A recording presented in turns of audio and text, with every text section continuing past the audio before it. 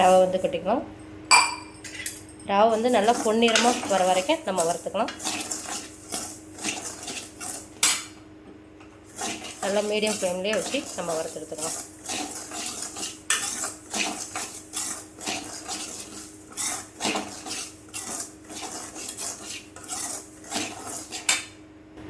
ரவை வந்து நல்லா வறுபட்டுருச்சு. வேற ஒரு பிளேட்டுக்கு நம்ம மாற்றிக்கலாம். ஓகே,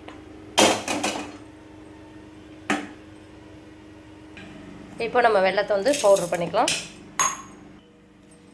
வெல்லத்தை நல்லா பவுட்ரு பண்ணி வச்சு பாருங்கள். இதை ஒரு பிளேட்டில் நம்ம கொட்டிக்கலாம். வெல்லத்தை வந்து ஒரு பிளேட்டில் போட்டாச்சு. அடுத்தது பார்த்திங்கன்னா ரவை வந்து சூடு ஆறிடுச்சு. நம்ம ரவையும் அரைச்சி எடுத்துக்கலாம். ரவாவையும் மிக்சியில் கொட்டி நம்ம அரைச்சி எடுத்துக்கலாம். ரவாவை கொட்டியாச்சு. ரவையும் மிக்சியில் போட்டு நல்லா அரைச்சி எடுத்துக்கலாம்.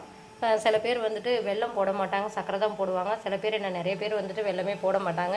நான் வந்துட்டு எப்போவுமே சர்க்கரை போட மாட்டேன், வெல்லம் தான் போடுவேன். ஏன்னா சர்க்கரை வந்து அன்ஹெல்த்தி அப்படின்றதுனால நான் எப்போதுமே வெல்லம் போட்டு தான் செய்வேன். சரி, ஓகே, இதை நம்ம பவுட்ரு பண்ணிக்கலாம். இப்போ நம்ம ரவையை அரைச்சி எடுத்துகிட்டு வந்துட்டோம். இதை இந்த வெல்லத்தோடு நம்ம சேர்த்துக்கலாம். கொஞ்சமாக ஒரு பிஞ்சளவு நம்ம உப்பு போட்டுக்கிறோம். அடுத்ததாக நெய் ஊற்றிக்கலாம். நெய் வந்து நம்ம கொஞ்சமாக போட்டுக்கலாம். நெய் போட்டாச்சு. இப்போ நல்லா நம்ம கிண்டிக்கலாம்.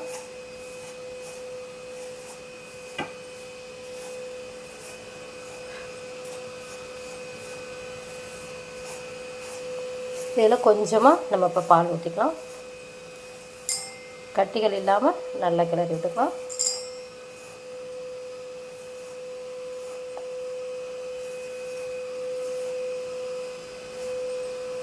நல்லா கிளறிட்டு காட்டுறேன்.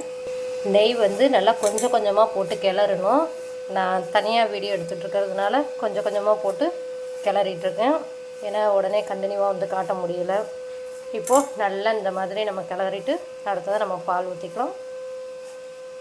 பாருங்கள், நல்லா உதிரி உதிரியாக இருக்கா.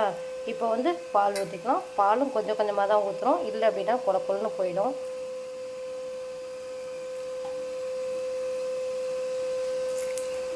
நம்ம குடிக்கிற அளவுக்கு வரணும். பால் கொஞ்சம் லைட்டாக சூடு ஆறுனதையும் ஊற்றி கிளறிக்கோங்க. பால் நல்லா காய்ச்சிடணும், அந்த பச்சை வாசனை போயிடணும். அப்போ தான் நல்லாயிருக்கும். ஓகே, இப்போ பிடிக்கிற ஸ்டேஜுக்கு வந்துருச்சு. இந்த பாருங்க, எப்படி இருந்தால் போதும். இப்போ நம்ம ஒரு உருண்டையை உருட்டிக்கலாம். டேஸ்ட்டு பார்க்கலாம் முதல் எப்படி இருக்குன்னு. டேஸ்ட்டு சூப்பராக இருக்குது. இதில் வந்து முந்திரியும் நீங்கள் போட்டுக்கலாம். வறுத்த முந்திரியும் போட்டுக்கலாம். பாப்பாவுக்கு வந்து முந்திரிலாம் போட்டால் பிடிக்காது, அதனால் முந்திரிலாம் போடாமல் தான் நான் செய்கிறேன். இந்த மாதிரி நம்ம உருண்டை பிடிச்சி வச்சுக்கலாம்.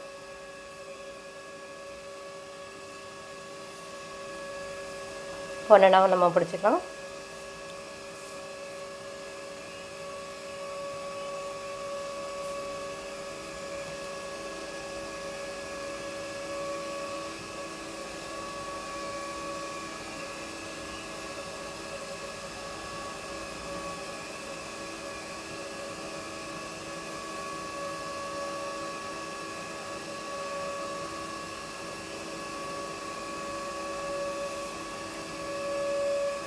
உருண்டையெல்லாம் உருட்டினதுக்கப்புறம் காமிக்கிறேன். உருண்டை உருட்டையாச்சு பாருங்கள். அவ்வளோதான், ரவா லட்டு ஈஸியாக நம்ம வீட்டிலேயே குயிக்காக செஞ்சிடலாம். ஓகே ஃப்ரெண்ட்ஸ், உங்களுக்கு இந்த வீடியோ பிடிச்சனா வீடியோக்கு ஒரு லைக் பண்ணிக்கோங்க. நம்மளுடைய சேனலையும் சப்ஸ்கிரைப் பண்ணி வச்சுக்கோங்க. ஓகே, மீண்டும் அடுத்த ஒரு வீடியோவில் சந்திக்கலாம். ஓகே, பாய்.